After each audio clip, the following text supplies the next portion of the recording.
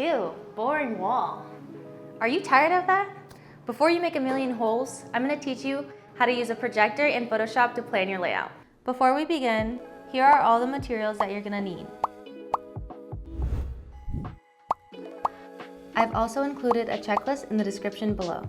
Step 1. I measured my wall and decided exactly where I wanted to decorate. Then I marked the outline of it using a pencil.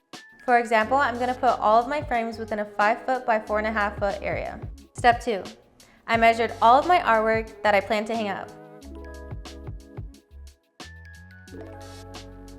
Make sure you write down all of your measurements because we're going to convert that later on. The third step is to create a mock-up of your frames using Photoshop.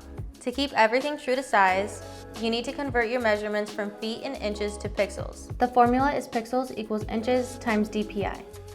For the DPI, put 96. It's the standard for projectors. For example, one of my frames is 23 inches wide by 11 inches high. In order to convert that into pixels, I would do 23 times 96, which equals out to 2,208 pixels, and 11 times 96 for the height, which equals out to 1,056 pixels. Now my new frame size is 2,208 pixels wide by 1,056 pixels long.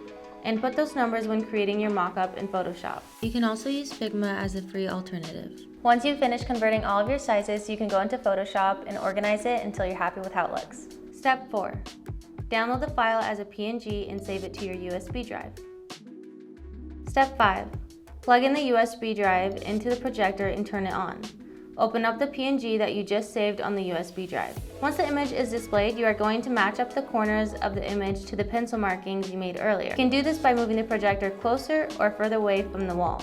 Once you line up the image to the pencil markings, you can do the last step, which is step 6. Hang your artwork. I use nails and a hammer, but you can use wall mount tape if you want. Make sure to hammer in your nails about an inch below the top of your artwork area if you're using sawtooth hangers, or even lower if you're using picture wire.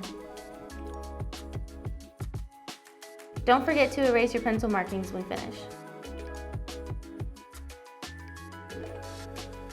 Here's the finished project. No guesswork, no extra holes, and no regrets. Thanks for watching this video. As always, if you have any questions, make sure you drop them down in the comments and we'll get back to you.